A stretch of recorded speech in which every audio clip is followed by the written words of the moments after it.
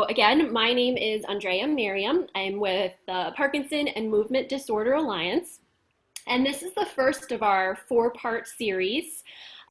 We love bringing new ideas to fruition. Our team has, the resources, the practice, the platform, and our favorite situation is when a genius doctor or someone out there in the field just has a great idea and we can let them shine and do kind of all the administrative back end, and then be able to take that spark and bring it to reality. So welcome, Dr. Torres-Yaghi. Why don't you tell us a little bit more about yourself and this series and what we're going to be talking about? This is what an amazing introduction. Thank you, Andrea. I really enjoy connecting with everybody. I see really great virtual backgrounds. Looks like we have some people on the beach, some people overseas. There looks like someone does have a virtual background, but I can't tell if it's a real virtual background or someone's outside just enjoying this presentation while taking in the nice weather. I'm in Washington, D.C. I'm a movement disorder specialist. I've done a few things with the PMDA, trying to connect with everybody and some educational pieces. But this is, I'm really excited about this. This came up when we were on a video call like this one, talking about one of our educational programs. And we said, you know what would be amazing? If we could come up with a way of creating a workshop-like series. So a workshop-like series so that we can help our patients, so that I'm not just there talking and people are listening, although I'm sure it can be fun for the most part and educational and empowering in its own way. But what could be even more empowering is coming out of the conversation with something more than just knowledge. If we could do a workshop series and understand each other and what it is that we can do to better adherence to medications, understanding about Parkinson's disease, understanding about therapeutics, where we're headed, understanding more about the non-motor symptoms, which there can be many non-motor symptoms, but in particular, as a Parkinsonism and dementia specialist, cognition and Parkinson's, understanding that relationship, I think would be something really awesome to be able to talk to everyone on this Zoom call about. I'm so happy that you're listening to me. I'm so happy that you're all engaged. It makes me feel that what I've done, the 32 years, including preschool, to become a movement disorder specialist was all worth it. When I'm able to reach out to everybody. When I graduated my fellowship, that's what I told them. I told also my dad, I said, you didn't think you'd have to help finance my life until I was 40, did you? He said, no, I didn't. I said, okay, well, unfortunately, that's how long it takes to become a practicing doctor that subspecialized and really can take control of the field and impart some of that knowledge. So I appreciate everyone listening to me. I'm going to share my screen now, and that way you have something to look at. Let's see here. Great. So we said that we created this workshop, and I would love for everyone to feel engaged and send any questions through the chat or anything that comes to mind, really. I want this to be interactive. I want people to feel like they've come out of this with something that they can take with them to their doctor's office, that our partners, our spouses can learn from. And this is something that I tell my parents all the time. You need, for this part, when we talk about medication tracking and breaking it down, you need to have a strong understanding of what you're taking, what times you're taking it, and everything like that. So then we're going to learn on the next episode, the brain and what it means to understand the natural progression of Parkinson's disease and the brain. Then we're going to talk about what's in your pillbox. I'm going to go through, it's going to be almost like a rapid fire of all the advanced therapeutics and just therapeutics out there when it comes to Parkinson's disease in 2020. Then, the last but not least, we're going to tell you about our PD Care website and an emergency response tool. So the reason why we have that is because we started off with the understanding of we could do a workshop about medications and how it is to essentially create a list of your medications, a comprehensive list. That is the first step in making sure that if anyone has to be admitted to a hospital, that they are doing the right thing, taking the right medications. It's very important to understand what it means. In Parkinson's patients, we tend to say the hospital is a good place, but if a patient has to be admitted to the hospital, it also can be a place where our patients aren't getting their medicines as prescribed. And so we really have to understand how is it that we're communicating that information effectively to our doctor and our healthcare team. So if you look at this first question, the first question is, do you take a grocery bag full of medications when you visit the doctor? And I'd love to see some nods or some hand raising. How many people take a bag of meds and hand each medication vial to the doctor and the healthcare team? It's okay, you know, it happens to me all the time. But how many of you take a list? Do you all know how to create a comprehensive list? Good. And is it updated all the time? When you have to change the medicines, do you update them on time and everything? Good. Is it digital or is it written down? Digital? Good. I'm seeing some digital nods, some good. Good. Great job, everybody. The reason why that's important is because it's not just about the medication list. If you were to ask a movement disorder specialist, after they make their analysis and they put on their detective hat and they try and figure out what's going on with each case that comes into their clinic, now virtually too, what you're trying to leave with a lot of the times is what sort of therapeutic intervention is going to be made based on the analysis of the physician or the healthcare team taking care of it. That's kind of what I want everyone to, in terms of communicating with your specialist or with your neurologist, I want you to go into the visit telling them what's wrong, but with a solution-driven ultimate outcome in mind, right? If you can have a solution-driven outcome ultimately there, because in 2020, there are so many different therapies to address many of the problems that occur in Parkinson's disease. So tracking and managing all the different medications prescribed by your various doctors is very important.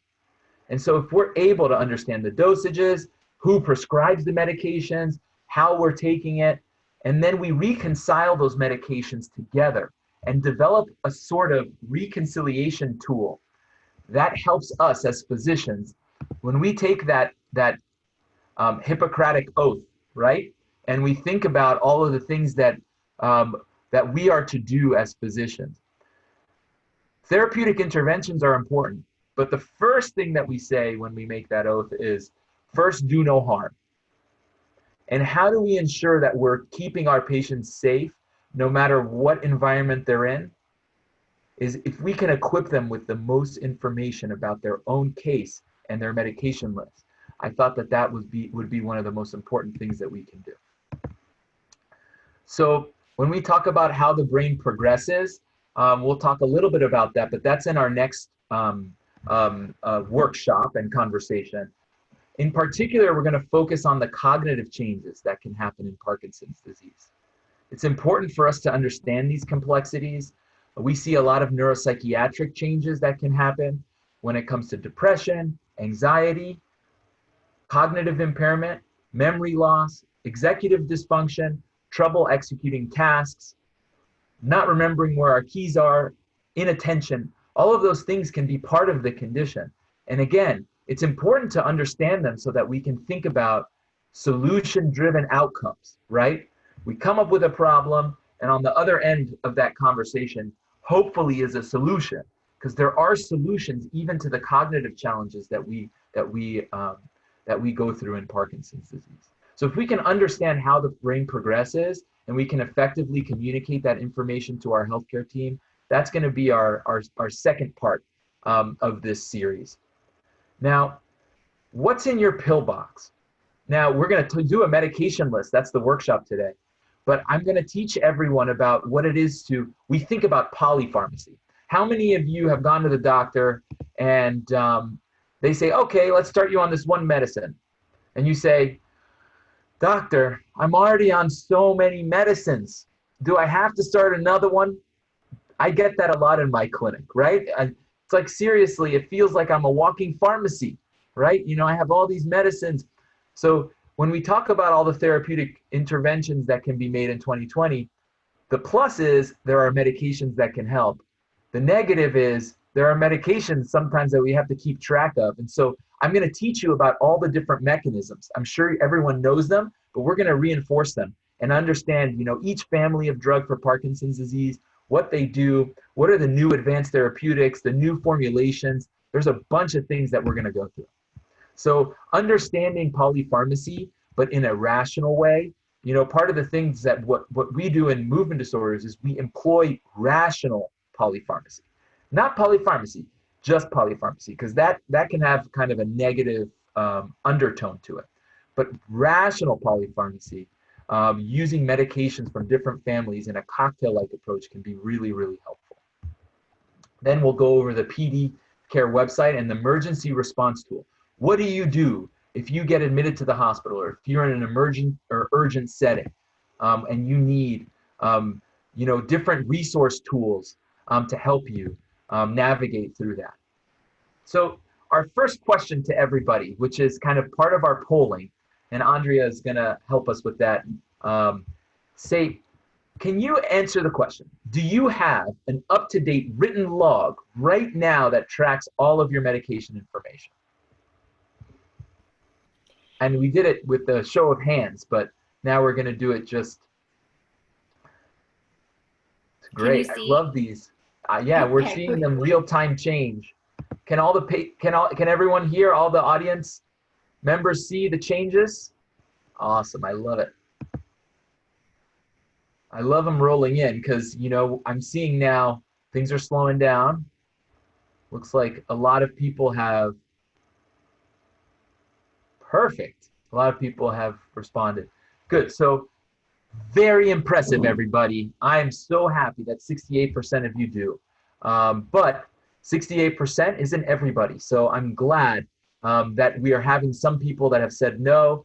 The kinda, I'm great. This is exactly what we're going to do. And even for the people that responded yes. And when, Andrea, if I hit share results, what does that do? Then it pops up that graph to all of the audience. So I should do that. If you want to, sure. All right. Can everyone see that? All right. Sorry, that's what I had been reading. I guess I have some insider knowledge here that I thought everyone had, and so I was reading it. See, you can see here, 68% of you do, and that's really helpful. Let's see if we can fine tune that a little bit further. There might be some things, some tricks, some tips and tricks that I can add with this workshop to make it even better, okay? So that's our goal. And then for those that responded no and kind of, and I want to, even better. I'm so glad you guys all came here. All right. So why keep a log?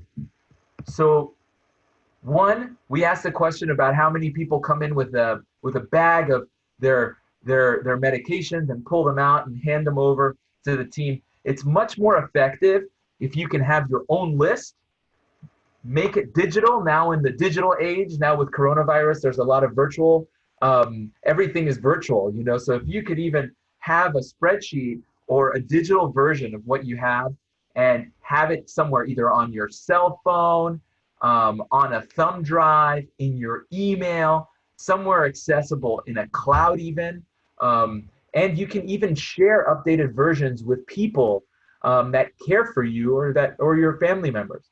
You know, it's very common for a patient to feel like their medication list is one way and the caregiver either not know about it or the caregiver kind of know more sometimes than the patient, because it depends on the relationship with the spouse and patient about who's kind of better at keeping track of the medication list. But it's very important, and it's even more important, like we said, from that transition of care from the home to an emergency room to a hospital setting. Expressing to everyone that touches you in terms of care is very, very important. And please don't always assume that your healthcare team with their electronic medical record has everything perfectly like you do. That's another important point here. It's very important that you kind of repeat and reinforce your medication list and be proactive about it. When you go, you could even ask your doctor or your healthcare team, do you mind printing out the list of medications that you have in your electronic medical record, and so that I can compare that to the list that I have that I'm keeping updated? That in and of itself can help you make sure that whatever's in that electronic medical record, because now we're in an age, we said technological age, where technology controls us. And so it's a very common, we call them leakage point, where things can go wrong, where maybe we have the medication in our electronic medical record with the right dose, but the frequency isn't perfect. So we say 4 times a day, but we don't have specified the frequency or the time intervals between each dose. That can change when we send a prescription to the pharmacy. If we don't have that exactly how it should be in the electronic medical record, that can lead to a leakage point where a patient wants their medication refilled, but if it's not accurate, it can lead to a whole host of problems. Have you guys experienced a host of problems when it comes to medication refills, getting your drugs on time through the pharmacy, getting your drugs approved or reapproved? And we have 1 dose in the medication regimen in our electronic medical record, and then at home we have a different medication list. So that's one of the reasons why it's important to keep a log. Now, here's another awesome Andrea moment where we're going to have to ask an awesome question. So does your significant other, spouse, care partner, and adult children, if you have any, do they have an up-to-date copy of that list that we're talking about?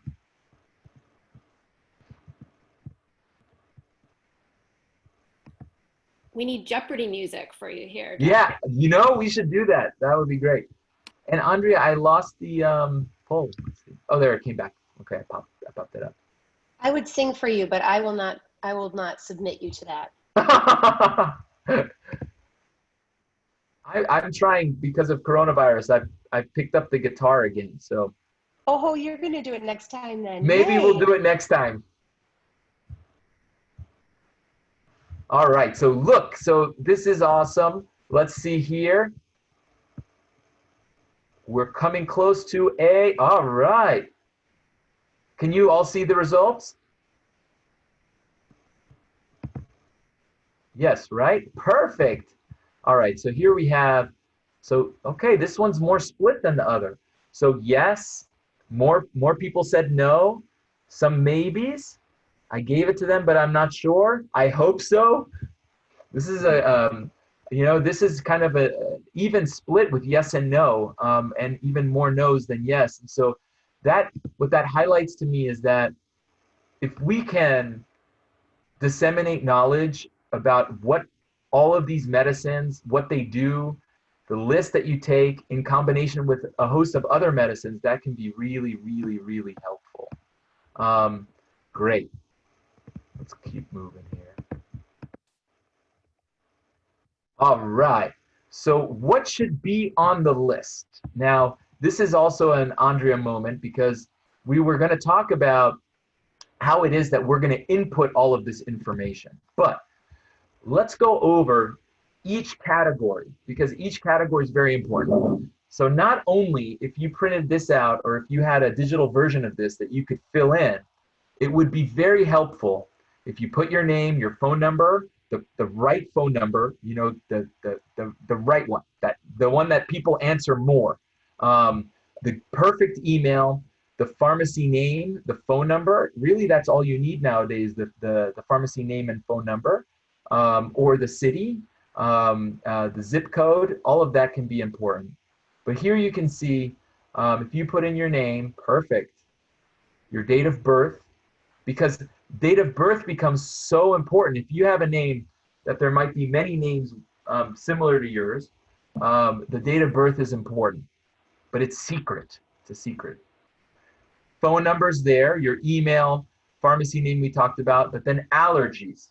So if we think about the allergies to medications, that's also a very, very important thing. You won't believe, if we really think about all of the nuances and everything that comes around inputting medications into an electronic medical record, you can have a visit with your doctor and your healthcare team just for this purpose. And I may actually recommend that you do that one day. Make sure that every time you go to the doctor, you're discussing your medication list. Does that happen to everybody on this? I'd like to see a show of hands. Are your medications being reconciled every time you go? I'm seeing a lot of yeses. Who does it? Is it the doctor? If you guys say, is it the doctor? Is it the assistants of the doctor and the healthcare team? Or is it the medical assistants for the most part that you're seeing putting them in? Good, good, good. All right. So let's put in name of a medicine. So let's consider Nuplazid, which is a medicine for Parkinson's disease psychosis. If we put Nuplazid, get the spelling right. You know, it's hard sometimes. You know, we come up with really funky names for our medications, right? And they're hard to remember. They're sometimes multi-syllabled. You know, just carbidopa, levodopa is hard enough, right? So description of the medication. So when we talk about what it's for, that's important. What it is that exactly we're doing, what the purpose of it is. The description of the medication there. Is that right there, or should I put like pimavanserin? Right. So what I would say for the description of the medication is actually what the medication looks like, the pill. Oh, okay. So if you could say in this case, Nuplazid is blue and white. Kind of like the logo or emblem for the PMD Alliance, that kind of like light blue and white. That's the color of Nuplazid. It's a split capsule, right? And so, perfect. And then let's say the dose. The dose for Nuplazid or pimavanserin is 34 milligrams. Now, I mentioned the brand name and the generic form, right? So I'm used to doing both. But you know what we might want to do there and add is in parentheses, call it pimavanserin. Because you might have other people that are referring to that drug in different ways. So perfect. Nuplazid, pimavanserin, 34 milligrams for the dosage. Oops. And then we're going to go through the next one, and this is going to be an example of carbidopa, levodopa, for example. But here you see number of pills. You're going to take one pill, and actually, it's a capsule. So you might want to say one cap there. A cap is different. Capsule is different than a tablet, right? Capsule is, it has a case and it encapsulates what's inside it. When you see capsules, it's important also to make that distinction, because you might notice that drugs can either be in tablet or capsule form. And if you're used to capsule form, that might be digested differently than a tablet. Now, this is more for checkbox. Is it an as needed medicine or not? In this case, this medicine is not as needed. This is a standing medicine. It's not to be used if we need it. Now, what time do we take it? You notice here, in Parkinson's disease, we might be on medicines 3, 4, 5, 6, sometimes more times in a day, right? And so what we're doing here is we're putting the exact times at which you're going to take your medicine. So in this case, Nuplazid can be given in the evenings. So we tend to say prior to bedtime, for example. So let's say 9 p.m. there. Perfect. Now, if there's any special instructions, so in this case, I don't think there are any special instructions for Nuplazid, but if you see, in general, if we're talking about things like carbidopa, levodopa, we might say, don't take it with meals, right? So we'd say, wait an hour on either side of a meal to take this medicine. So that's an important point for special instructions. Another important point for special instructions might be for if someone's on an extended release dopamine agonist, like Mirapex, for example, we tend to say, take it with dinner. So that's where we say, give it a little bit more information, right? The time, but then is it taken around dinner, without food, with or without, etc. Purpose of medicine. Now, we did this earlier, Andrea, where we said Parkinson's disease psychosis, right? Does everyone know what psychosis means? Okay, so psychosis means either hallucinations, and there can be 4 levels to hallucinations, right? We talk about them in our clinic. We actually screen for them at every visit.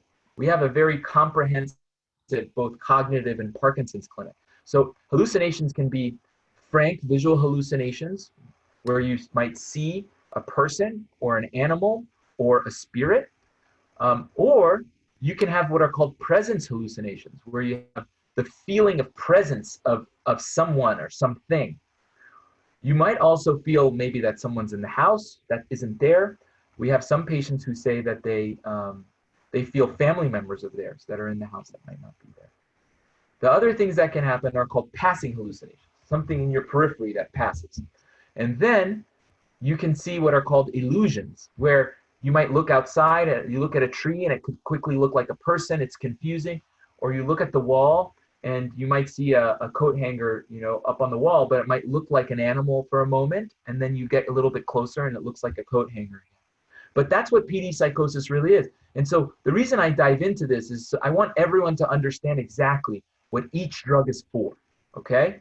So if you are without your medicine or if you need your medicine, it helps you prioritize what's important based on your overall clinical symptoms. Then you might have different prescribers, right? You need to know who to contact. Writing down the prescriber's name is so important. Then we add another complexity to it.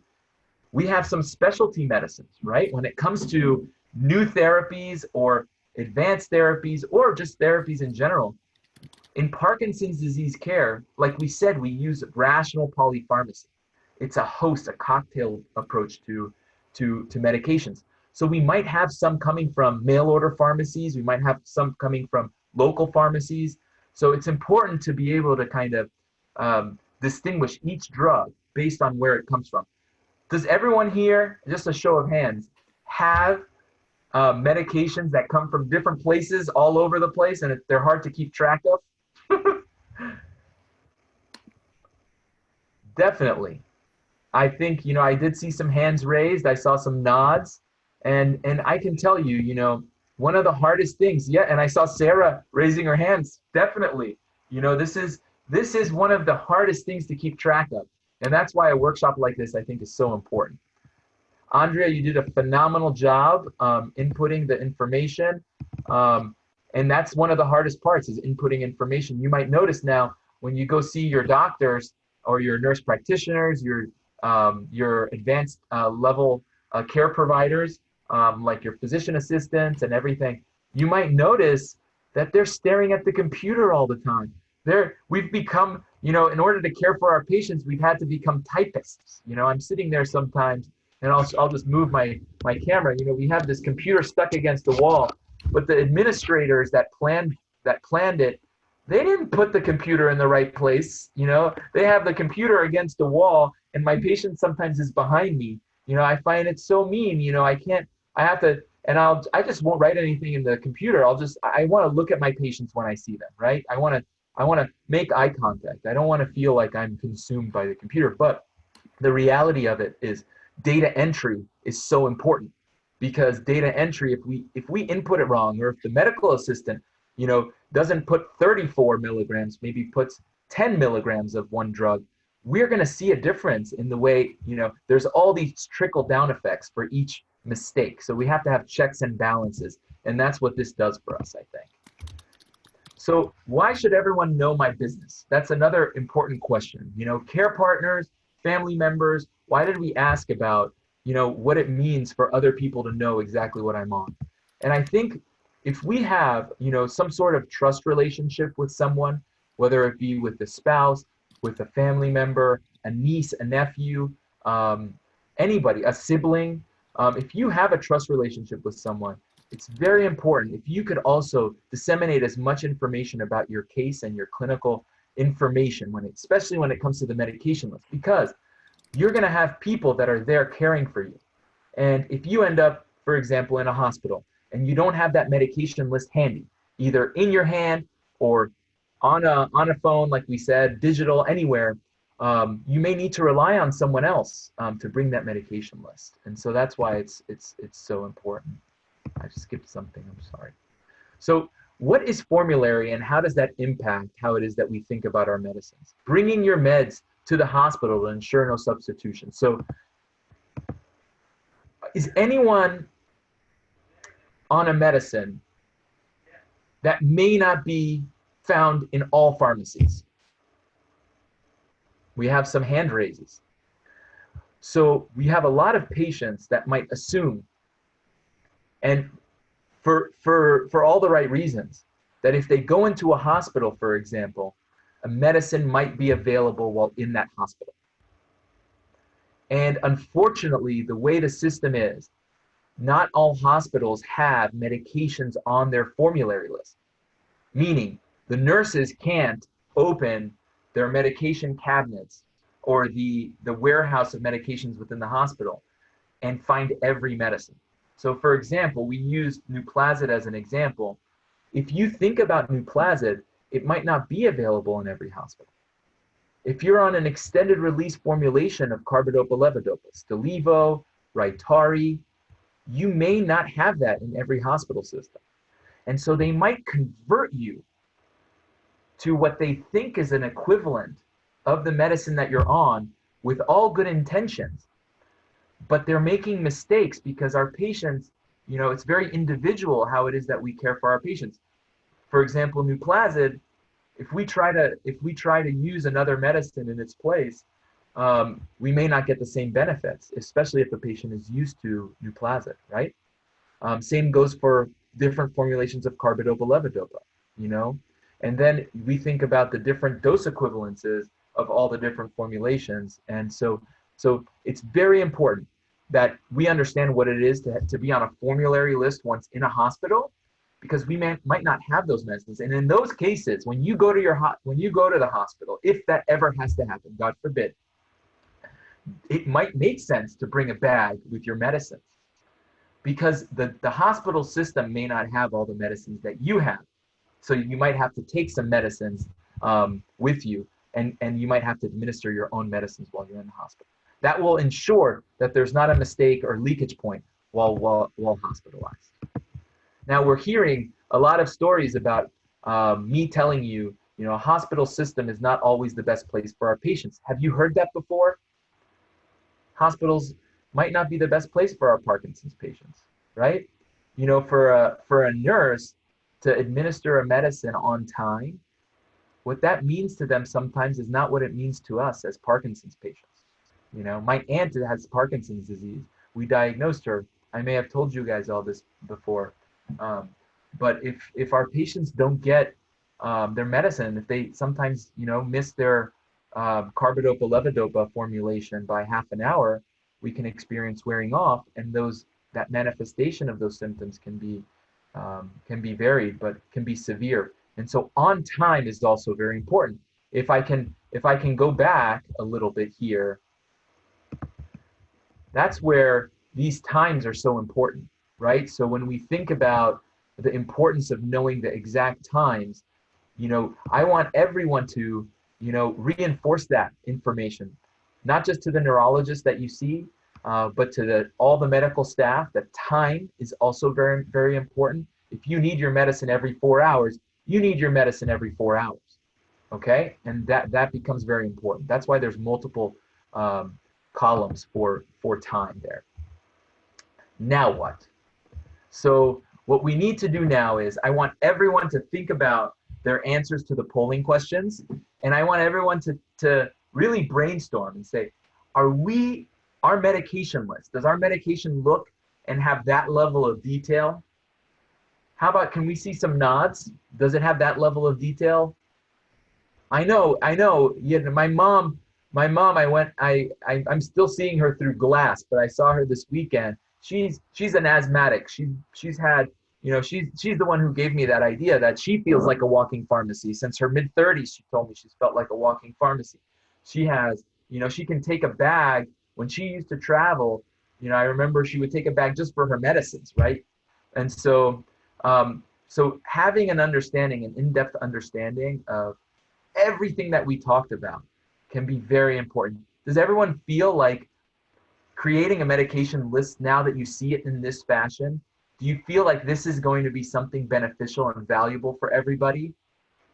Good. I'm so glad. That's exactly what we were hoping when we developed this workshop. Was, it makes me so happy to see everyone nodding yes, because that means that this is going to be impactful, and we're going to further develop this. We're going to create a movement out of this. I think with this lecture, I know everyone that's worked so hard.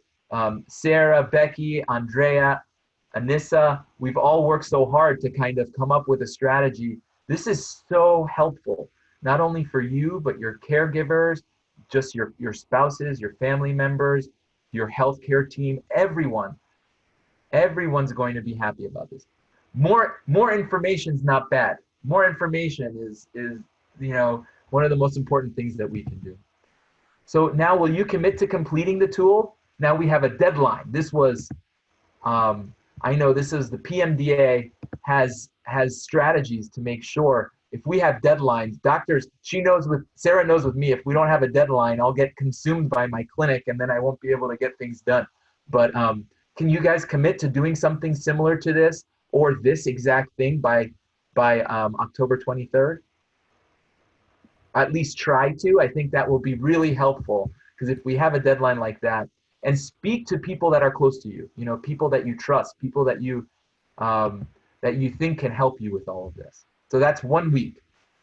Now, this is our last slide, our second to last slide. Remember our next session for our 4-part series.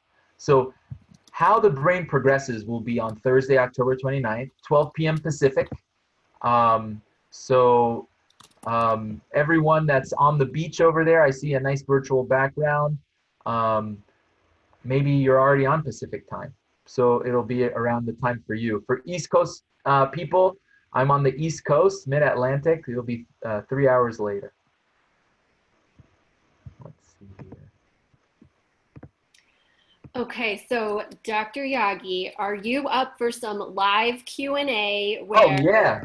Okay, so if you're up for it, my favorite is when we let people unmute themselves and then they can speak in their own words and ask you questions. So I need everyone's help. So Dr. Yaghi, you have to be, on your toes, and everyone, if you could help us by, being patient, and if you raise your hand and wait, we don't want to all talk at the same time. So I just allowed you to unmute yourself. And while everyone's figuring out the controls, actually, Jean Bondi had a good point. She's a nurse, and Jean, I don't know if you're there and you can unmute yourself and share your concern, but I think that's something. Yeah, go ahead. I think the idea of having your own medications, and especially if they're not in the hospital formulary, is excellent. But I can tell you, as a nurse, having worked 52 years, we won't allow you to take your own medicines. And we will tell your family, take this bag of medicines home. And this is getting to be a real issue. You got it. So what you brought up is, you got it. That is a dilemma, right? That's a conundrum. Because if I say to my patient, make sure you don't stop taking the medicines that are working for you, that are creating that stability, right? And you go into a hospital system and their policy is no home medications.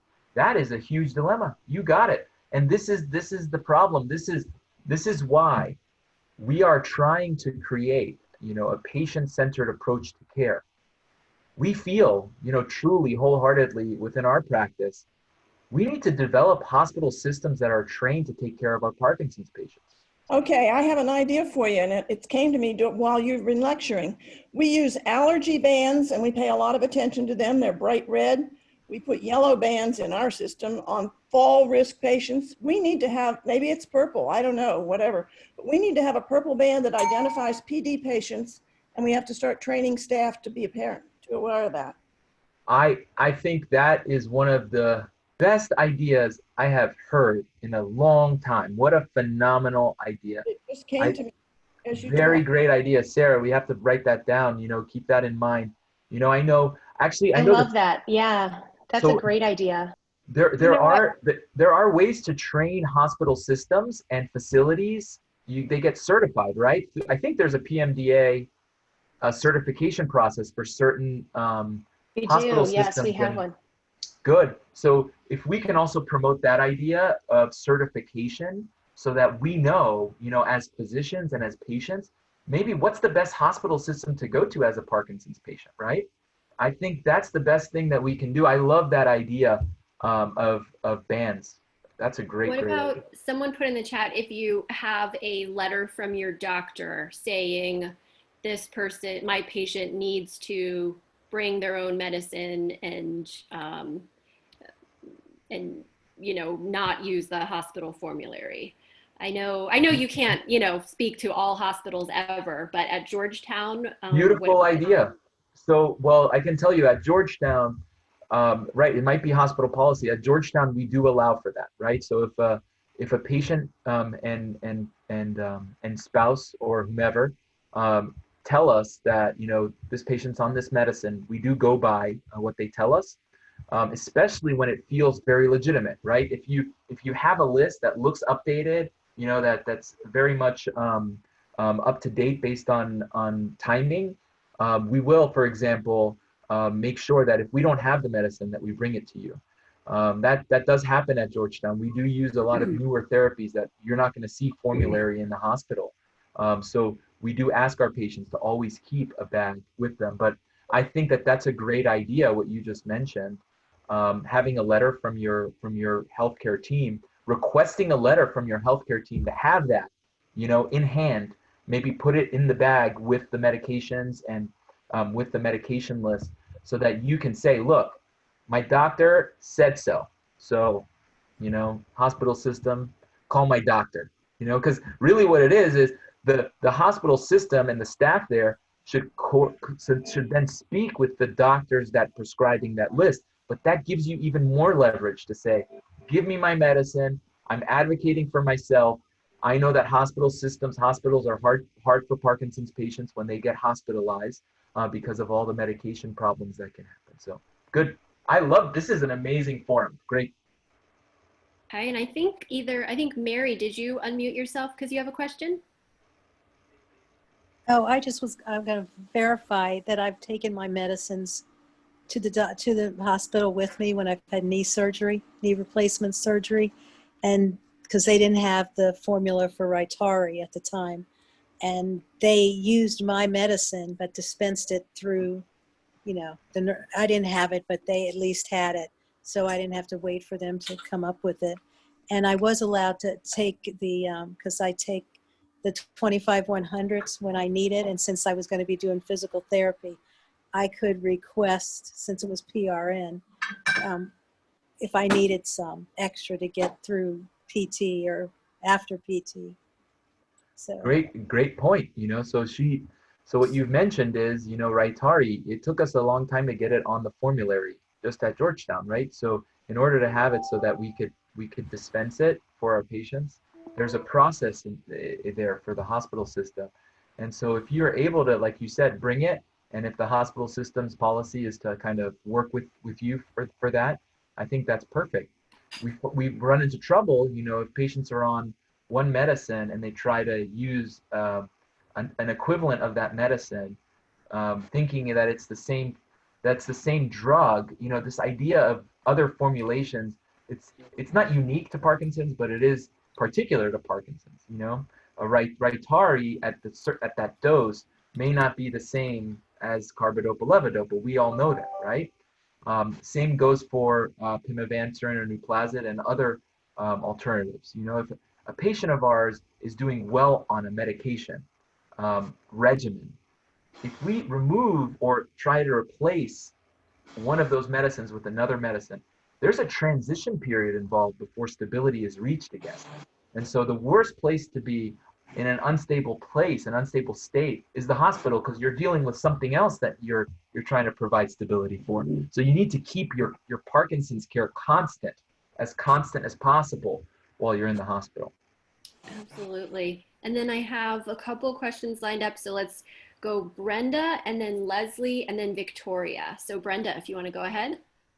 Well, I was just in the hospital, and the problem I had was exactly what the doctor's saying, that it got stuck in the pharmacy, and I couldn't get it from the pharmacy to the nursing staff to me. It was that extra layer of difficulty. The pharmacy wouldn't release it. I had Ritari, I had some other controlled release medications that weren't formulary in the hospital. So how do you get beyond that? I just went crazy with the pharmacy not willing to release the medication. That's it. I'm hearing this is what I see. That's why, you know, when we talked about this, you know, it was just a conversation. We were just talking about things that the challenges for Parkinson's patients. This is a major challenge. You know, this is a major barrier to care, and that's why these sorts of conversations and lecture series are so important, so that we can advocate. Unfortunately, we have to advocate so much for ourselves, right? We have to be loud, and we have to be persistent. You know, there's shift change in hospitals. So you might tell one person something, Right. and then an hour later, that same person's gone, and they didn't communicate that information to the next person, right? Exactly what happened. It's like, Exactly what happened. mhm. And it would be so frustrating. I couldn't go to sleep because I didn't get my medication right. before I needed to go to sleep. That's right. I was waiting for 2 hours for it, and I get more agitated as I waited. You got it. We really appreciate having everyone chiming in with their yes, personal stories. Yeah. having that medication list, it's almost like a certificate, you know? It's like a certificate. This is mine. I know my medicine list. This is what I take. You have your doctor's name and phone number and information on that list. And if they have any questions, it's their job to figure it out, right? So you say, please call my doctor.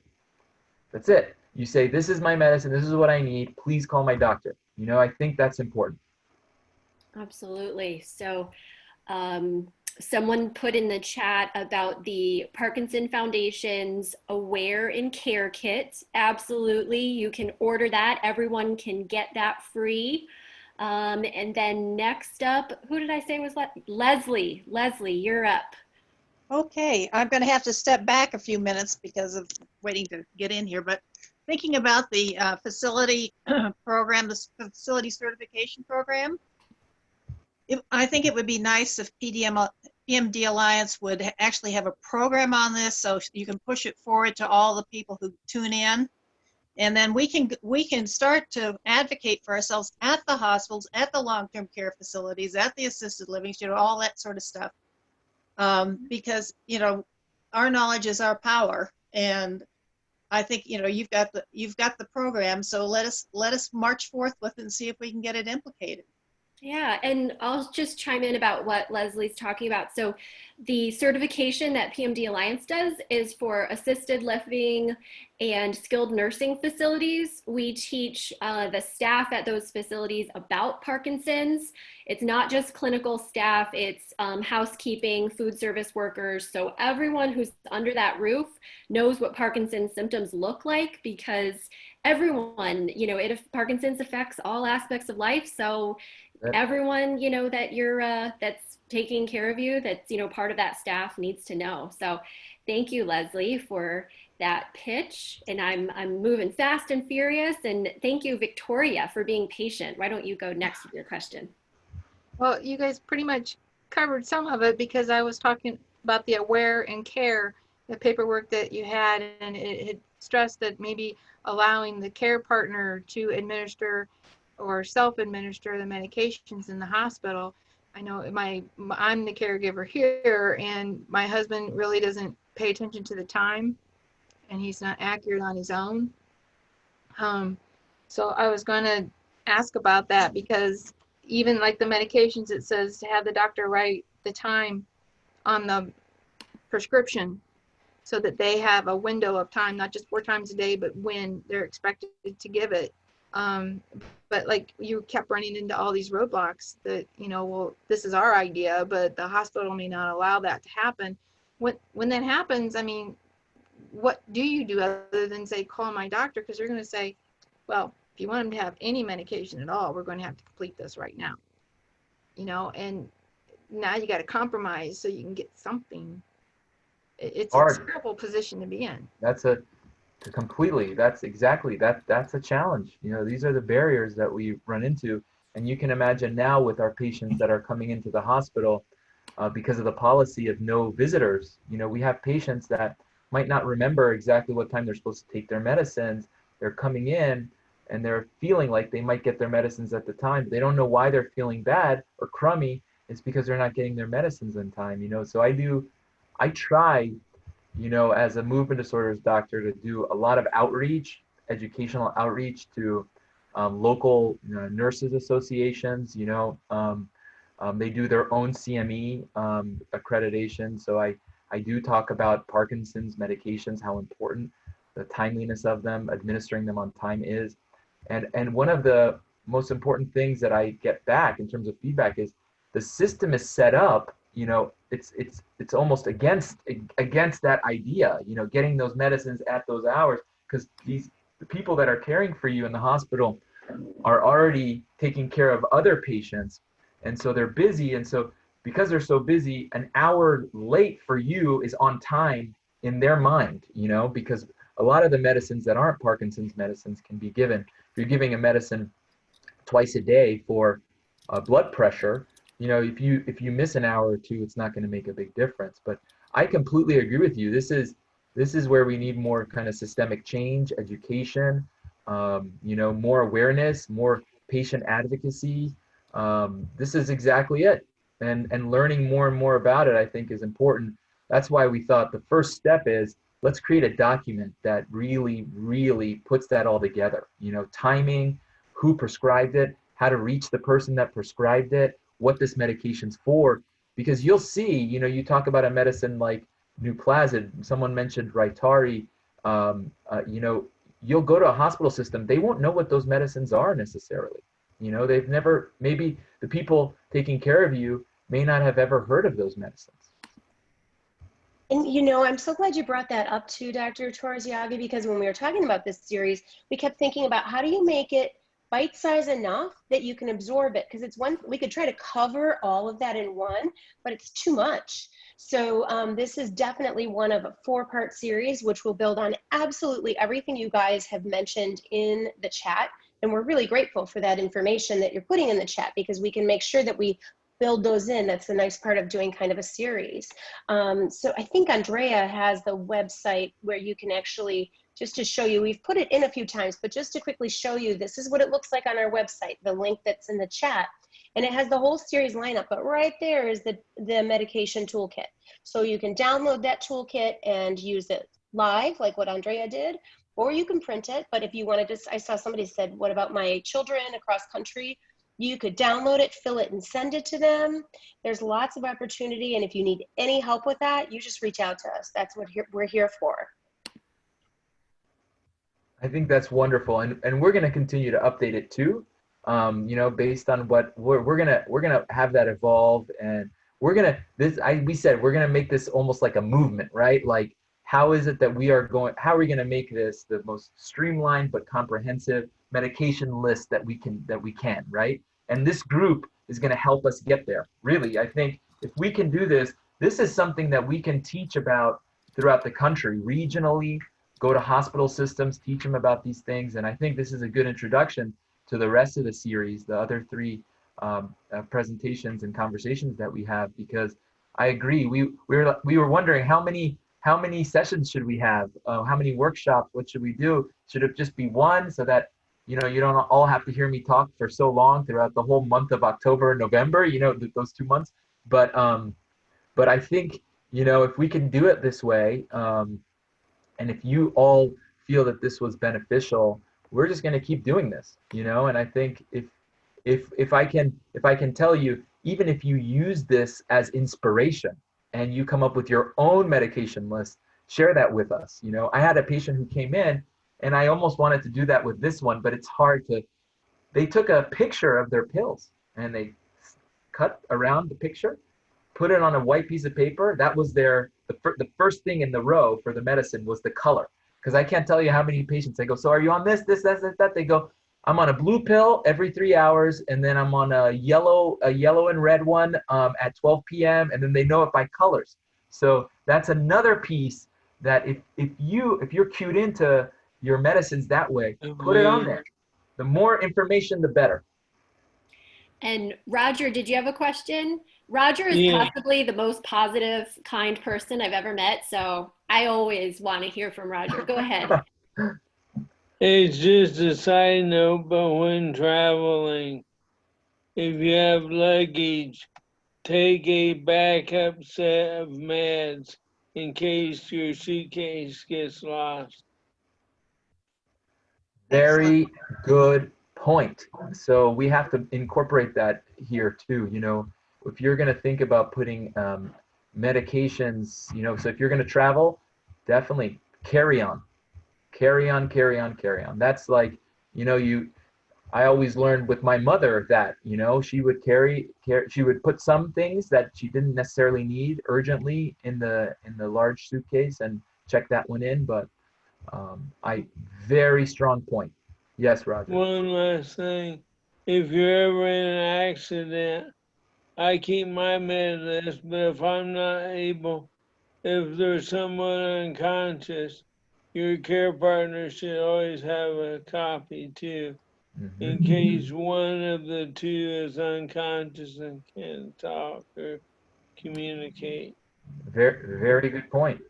That's a very good point. And I see Myra in New Jersey raising her hand. Go for it, Myra. Hi, I'm wondering if on that form you'd want to add that you're allergic to Haldol, so people will not give you Haldol? You're reading our minds. That's part of the fourth session. Is we're going to have. Okay. No, you're reading our minds, and maybe it should be on there. You know, medications that for Parkinson's patients should be. We should steer away from. I completely, that's a really strong, great idea. You keep it all on one page. Well, yeah, I learned that the pharmacist at my hospital said, your best bet is tell them that immediately and it goes into the computer and you won't get it. That's right. This is, see, it's becoming a movement as we speak. You know, this is exactly where I'm learning from every comment being made. I am learning from. And it's so helpful, you know, this sort of dialogue for me is invaluable. So thank you. Well, we are coming up at the end of the hour, and I'm so glad that we have 3 more parts of this series to continue the conversation and build on the topic. So thank you everyone for joining us. Thank you, Dr. Torres-Yaghi. And we hope to see you for part 2 of the series. The website is in the chat. That's where you can find the tool to download. And then you can also make sure that you see the other parts of the series. So October 29th, it's a date. We hope to see you then. And we always like to say goodbye and show our gratitude with a goodbye wave. So thank you, Dr. Torres-Yaghi, for sharing your time. Thank you, everybody. This is incredible. Yeah. Bye-bye. And if you scroll through on gallery view, you can see all these smiling faces. I'm doing it right now. This is amazing. Favorite part to wrap up that way. Thank you, everybody.